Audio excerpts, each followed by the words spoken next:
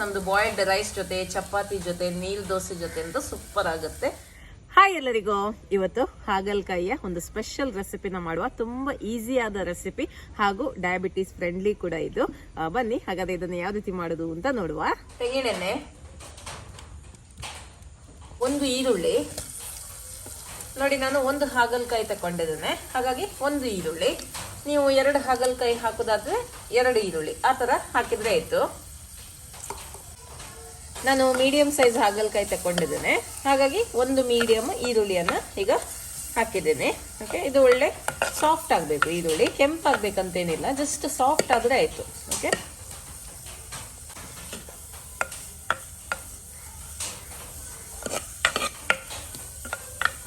ನೋಡಿ ಈಗ ಈರುಳ್ಳಿ ನೋಡಿ ಸಾಫ್ಟ್ ಆಯ್ತು, ಕೆಂಪಾಗ್ಲಿಲ್ಲ. ಜಸ್ಟ್ ಇನ್ನು ಸ್ವಲ್ಪ ಹುರಿದ್ರೆ ಕೆಂಪಾಗ್ತದೆ, ಇಷ್ಟಾದ್ರೆ ಸಾಕು ನಮಗೆ. ಈಗ ಇದಕ್ಕೆ ಒಂದು ಟೊಮೆಟೊ ನೋಡಿ, ತುಂಬಾ ಈಸಿ. ಒಂದು ಹಾಗಲಕಾಯಿಗೆ ಒಂದು ಈರುಳ್ಳಿ ಮತ್ತೆ ಒಂದು ಟೊಮೆಟೊ.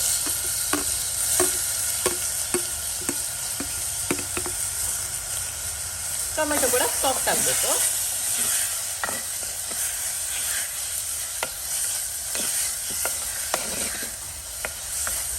ಟೊಮೆಟೊ ಹಾಕಿದ ನಂತರ ಉಪ್ಪು ಹಾಕ್ತಾ ಇದೆ. ಬೇಗ ಸಾಫ್ಟ್ ಆಗ್ತದೆ ಈರುಳ್ಳಿ ಮತ್ತೆ ಟೊಮೆಟೊ, ಬೇಗ ಸಾಫ್ಟ್ ಆಗ್ತದೆ ಉಪ್ಪು ಈಗ ಹಾಕಿದ್ರೆ. 2 ನಿಮಿಷ ಇದು ಸಾಫ್ಟ್ ಆಗ್ತದೆ, ನಂತರ ಹಾಗಲಕಾಯಿ ಹಾಕಿದ್ರೆ ಆಯ್ತು. ತುಂಬಾ ಈಸಿ, ತುಂಬಾ ಹೆಲ್ದಿ ಕೂಡ ಇದು. ನೋಡಿ ಟೊಮೆಟೊ ಸಹ ಸಾಫ್ಟ್ ಆಯ್ತು. ಈಗ ಹಾಗಲಕಾಯಿಯನ್ನ ಹಾಕ್ತಾ ಇದ್ದೀನಿ. ಇದು ಊರಿದ್ದು ನಮ್ದು, ಯಾವ್ದು ಸಹ ತಕೊಳ್ಬಹುದು. ಮತ್ತೆ ಈ ತರ ಚಿಕ್ಕ ಚಿಕ್ಕದಾಗಿ ಕಟ್ ಮಾಡಬೇಕು ಹಾಗಲಕಾಯಿಯನ್ನ. ಓಕೆ, ಕೆಲವರು ಕಹಿ ಆಗ್ತದಂತ ಹೇಳಿ ಉಪ್ಪು ನೀರಲ್ಲೆಲ್ಲ ಹಾಕಿರ್ತಾರೆ, ಅದೆಲ್ಲ ಎಂತ ಮಾಡ್ಲಿಕ್ಕೆ ಹೋಗ್ಬೇಡಿ.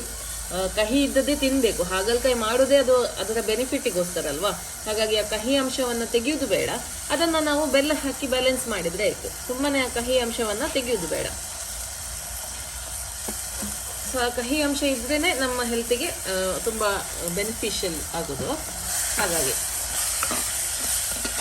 ಈಗ ಇದಕ್ಕೆ ನೀರೆಲ್ಲ ಹಾಕಬೇಡಿ, ಹೀಗಿನ ಇದನ್ನ ಬೇಯಿಸಿ. ಬೇಕಿದ್ರೆ ತಳ ಹಿಡಿಯುತ್ತೆ, ಮಣ್ಣಿನ ಪಾತ್ರೆ ಸ್ವಲ್ಪ ತಳ ಹಿಡಿಯುತ್ತೆ, ಹಾಗಾದ್ರೆ ಮಾತ್ರ ಸ್ವಲ್ಪ ನೀರು ಹಾಕಿಕೊಳ್ಳಿ. ನೀವು ಮನೆಯಲ್ಲಿ ಬೇರೆ ಪಾತ್ರೆಯಲ್ಲಿ ಮಾಡೋದಾದ್ರೆ, ಗ್ಯಾಸ್ ಸ್ಟವ್ ಮೇಲೆ ಮಾಡೋದಾದ್ರೆ ನೀರು ಹಾಕುವ ಅವಶ್ಯಕತೆ ಇಲ್ಲ.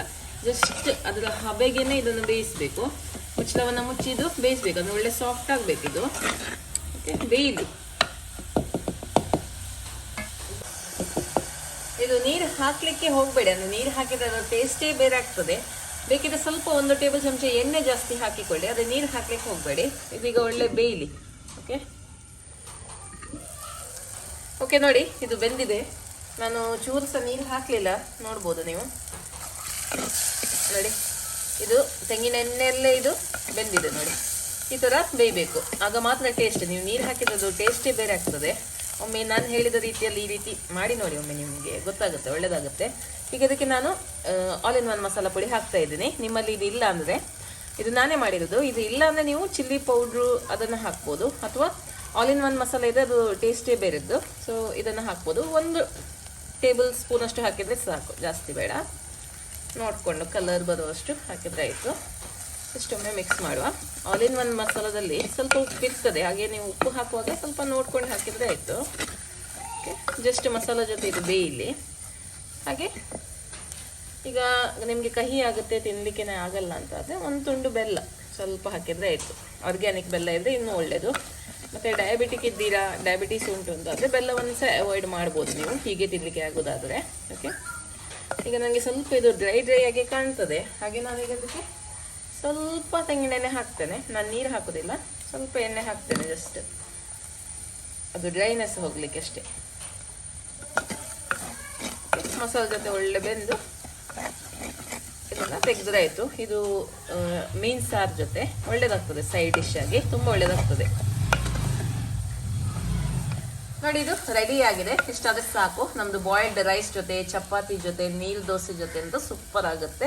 ಓಕೆ, ಸ್ಪೆಷಲಿ ಡಯಾಬಿಟೀಸ್ ಇದ್ದವರಿಗೆ ಹಾಗಲಕಾಯಿ ಅಂತೂ ತುಂಬಾನೇ ಒಳ್ಳೆಯದು. ಅಂಥವರು ಈ ರೀತಿ ಟ್ರೈ ಮಾಡ್ಬೋದು ರೆಸಿಪಿನ. ಹಾಗೆ ನನ್ನ ಮಸಾಲ ನಿಮಗೆ ಬೇಕಿದ್ರೆ ನಾನು ವಾಟ್ಸಪ್ ನಂಬರ್ ಕೊಡ್ತೇನೆ, ಆ ನಂಬರ್ಗೆ ನೀವು ಮೆಸೇಜ್ ಹಾಕಿದ್ರೆ ಆಯಿತು. ನಾವು ಆಲ್ ಓವರ್ ಇಂಡಿಯಾ ಇದನ್ನು ಡೆಲಿವರಿ ಮಾಡ್ತೇವೆ ಮಸಾಲವನ್ನು.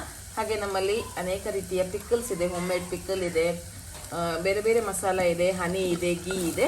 ಸೊ ಯಾವುದಾದ್ರು ಪ್ರಾಡಕ್ಟ್ ಬೇಕಿದ್ರೆ ನೀವು ನನಗೆ ವಾಟ್ಸಪ್ ಮಾಡ್ಬೋದು. ಓಕೆ, ಇವತ್ತಿನ ವಿಡಿಯೋ ಇಷ್ಟ ಆಯ್ತಲ್ವಾ? ಮುಂದಿನ ವಿಡಿಯೋದಲ್ಲಿ ಸಿಗ್ತೀನಿ. ಅಲ್ಲಿ ತನಕ ಬಾಯ್.